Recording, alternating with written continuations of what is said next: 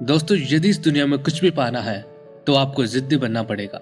और ऐसे ही जिद्दी लड़के की कहानी, जिसका नाम था विराट। वो पिछले 3-4 सालों से अपने शहर में होने वाली मैराथन में हिस्सा लेता था, लेकिन कभी भी उसने अपनी रेस पूरी नहीं की थी।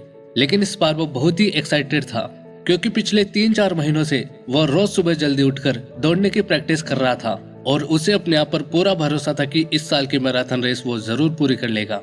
देखते ही देखते मैराथन का वो दिन भी आ गया और सभी लोग एक जगह एकत्रित हुए। और जैसे ही रेस शुरू हुई, बाकी लड़कों की तरह विराट ने भी दौड़ना शुरू किया।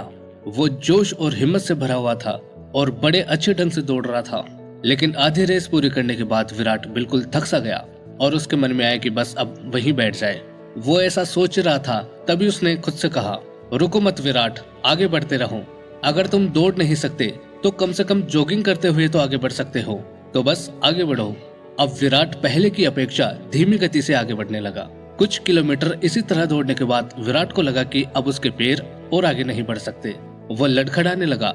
विराट के अंदर विचार आया, अब बस, अब और नहीं बढ़ सकता। लेकिन एक बार फिर विराट ने खुद को समझाया, रुको मत विराट, अगर तुम जॉगिंग नहीं कर सकते तो क्या, कम से कम तुम चल तो सकते हो, तो बस चलते रहो। विराट अब जॉगिंग करने के बजाय धीरे धीरे लक्ष्य की ओर बढ़ने लगा। कई सारे लड़के विराट से आगे निकल चुके थे और जो पीछे थे वो भी अब उसे आसानी से पार कर रहे थे। विराट उन्हें आगे जाने देने के अलावा कुछ नहीं कर सकता था। चलते चलते विराट को फिनिशिंग पॉइंट दिखने लगा, लेकिन तभी वो अचानक से लड़खड़ा कर गिर पड़ा। उसके दाएं पैर की नसें खिंच गई थी। जमीन पर पड़े पड़े विराट के मन में ख्याल आया कि अब मैं आगे नहीं बढ़ सकता। लेकिन अचानक से अगले ही पल वो जोर से चिल्लाया, आज चाहे कुछ भी हो जाए, मैं ये रेस पूरी करके रहूंगा। ये मेरी जिद है। माना मैं चल नहीं सकता, लेकिन लड़खड़ाते ही सही, लेकिन इस रेस को पूरी जरूर करूंगा। विराट ने एक बार फिर से साहस दिखाया और एक बार फिर से दर्द सहते हुए आगे बढ़ने लगा। और इस बार वो तब तक बढ़ता रहा जब तक उसने फिनिशिंग लाइन पार नहीं कर ली। और फिनिशिंग लाइन पार करते ही वह जमीन पर लेट गया। उसकी आंखों में आंसू निकलने लगे, क्योंकि विराट ने रेस पूरी कर ली थी।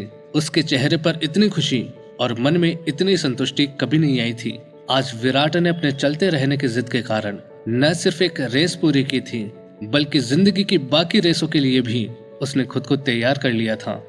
तो दोस्तों, चलते रहने की जिद हमें किसी भी मंजिल तक पहुंचा सकती है। मुश्किलों के आने पर हार मत मानिए।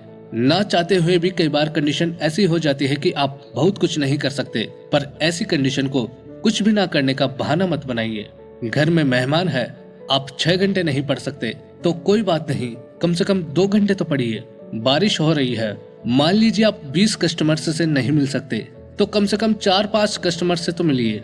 एकदम से मत रुकिए, थोड़ा थोड़ा ही सही, पर आगे बढ़ते रहिए। और जब आप ऐसा करेंगे तो विराट की तरह आप भी अपनी जिंदगी की रेस जरूर पूरी कर पाएंगे और अपने अंदर की उस खुशी, उस संतुष्टि को महसूस कर पाएंगे जो सिर्फ चलते रहने की जिद से आती है।